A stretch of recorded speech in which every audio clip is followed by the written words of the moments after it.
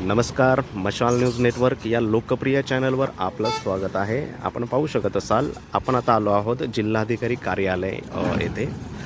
जिल्हाधिकारी कार्यालयाच्या समोरच हे एक भलं मोठं झाड आहे जे सुकलेलं आहे।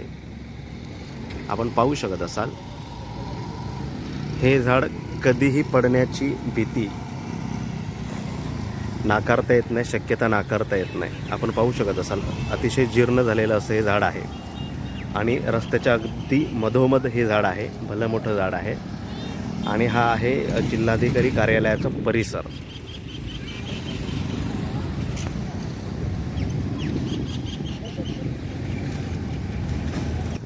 अतिशय जीर्ण अवस्थेतील हे भलं मोठं झाड अगदी रस्त्याच्या मधोमध आहे।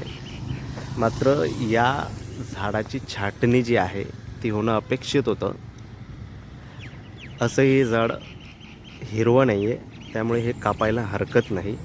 मात्र जिल्हाधिकारी कार्यालय जे आहे याकडे शिताफीने दुर्लक्ष करते का, हा प्रश्न येणारे जाणारे विचारत आहेत।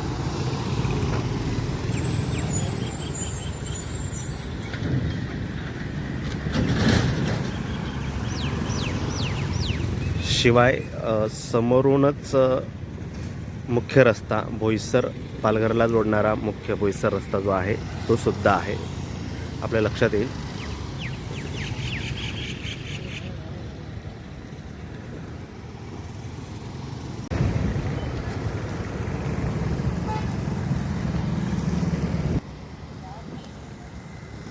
आता हे झाड कापण्याची छाटण्याची तसदी जिल्हा कार्यालय कधी घेणार आहे?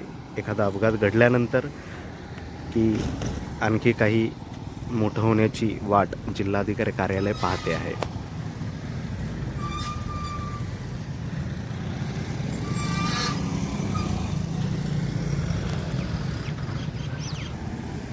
हे झाड तोडून इथे नवीन संकल्पनेतून एखादा सर्कल उभारून त्यावर एखादा पुतळा किंवा जिल्हाधिकारी कार्यालयाची प्रतिकृती असेल किंवा तत्सम एखाद्या महान व्यक्तिमत्वाचा पुतळा इथे आपण लावू शकतो।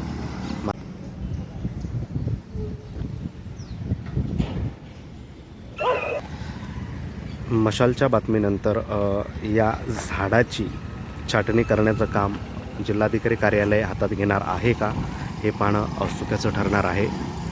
अशाच ताज्या घडामोडी आणि बातम्या पाहण्यासाठी मशाल न्यूज नेटवर्क हे लोकप्रिय चॅनल सबस्क्राईब करा आणि पाहत राहा।